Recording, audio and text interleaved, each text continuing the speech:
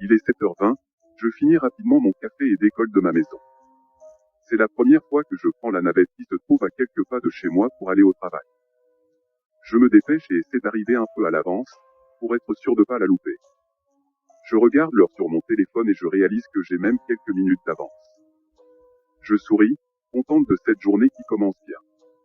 Il est 7h30 et la navette vient d'arriver, ouvre ses portes. Comme j'ai pas de carte d'abonnement, je fais mon voyage, et m'assois à une place au fond, en face d'un homme en costume. Il n'y a pas beaucoup de passagers aujourd'hui. Certains semblent plongés dans leur monde avec des écouteurs, écoutant la musique, tandis que d'autres discutent et plaisantent entre eux. On est à peu près une dizaine en comptant le chauffeur. L'ambiance du matin est plutôt agréable, bercée par le doux ronronnement du moteur. La navette commence à rouler sous le ciel bleu éclatant, le soleil répand une chaleur apaisante à travers les vitres du bus, ce qui me rendort presque. Je me redresse et tourne la tête de droite à gauche pour me réveiller un peu. L'homme en costume, cette fois me fixe. Son visage, cependant, est caché dans l'ombre d'une obscurité qui semble délibérément avoir choisi. Il n'y a également aucun reflet dans ses yeux, ce qui me donne un frisson qui me parcourt le corps. Il commence à me murmurer des choses incompréhensibles, qui me met mal à l'aise. Je tourne la tête, et de temps en temps, je regarde les autres passagers qui descendent, cherchant à éviter de regarder dans sa direction. Mais du coin de l'œil je vois qu'il continue de me fixer et de marmonner ces choses incohérentes. Je regarde ce temps magnifique à travers la fenêtre, une journée plutôt sympa qui s'annonce. Les commerces ouvrent leurs portes, et les passants commencent à sortir dans les rues, en marchant d'un pas léger, portant des sourires qui reflètent l'optimisme de la journée qui commence.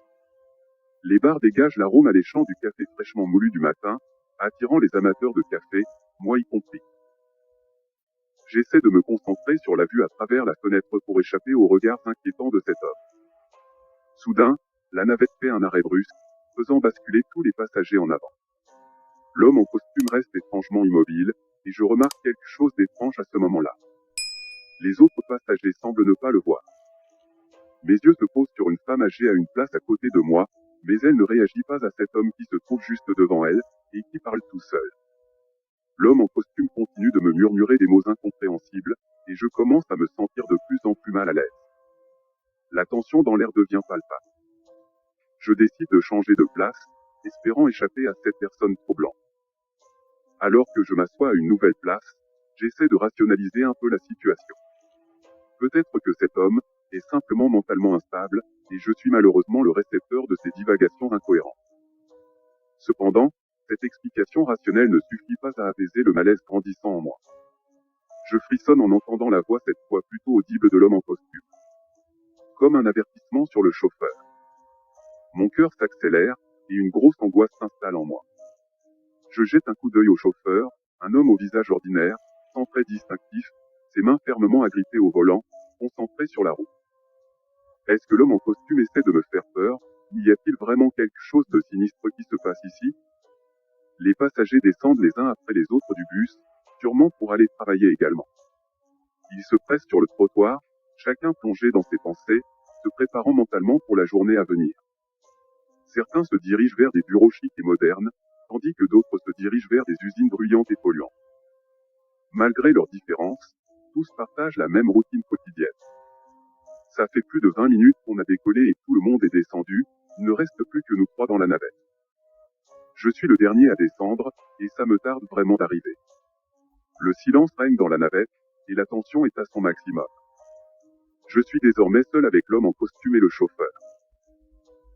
La voix de l'homme devient de plus en plus insistante, comme s'il essayait de me dire quelque chose d'urgent. Ses paroles, bien que toujours incompréhensibles, semblent contenir une note de panique.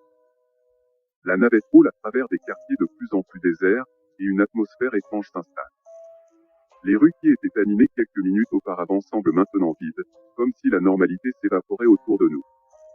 Mon regard se pose de nouveau sur le chauffeur, et il semble maintenant être absorbé par quelque chose d'invisible. Je me demande ce qui peut bien retenir son attention à ce point. Peut-être est-ce la musique qui passe à la radio, ou bien une pensée qui le préoccupe. Je pourrais lui demander, mais je ne veux pas le déranger. Après tout, il conduit et doit rester concentré sur la route. Je me détends dans mon siège et observe le paysage défiler par la fenêtre, mais les murmures deviennent de plus en plus clairs. Un sentiment de malaise s'empare de moi. Méfie-toi du chauffeur, il n'est pas ce qu'il semblait. Me chuchote l'homme en costume au creux de l'oreille, d'une voix grave et presque désincarnée. Une sensation de peur m'envahit, et je réalise que quelque chose ne va pas. La navette quitte les rues familières pour s'aventurer dans des quartiers de plus en plus sombres et abandonnés. Soudain, le chauffeur s'arrête sans avertissement au milieu d'une rue déserte qui ressemble presque à un sentier. C'est à ce moment que je réalise que l'homme en costume était une âme errante, un esprit qui tentait de me prévenir, de me mettre en garde contre le chauffeur. Mais en vain.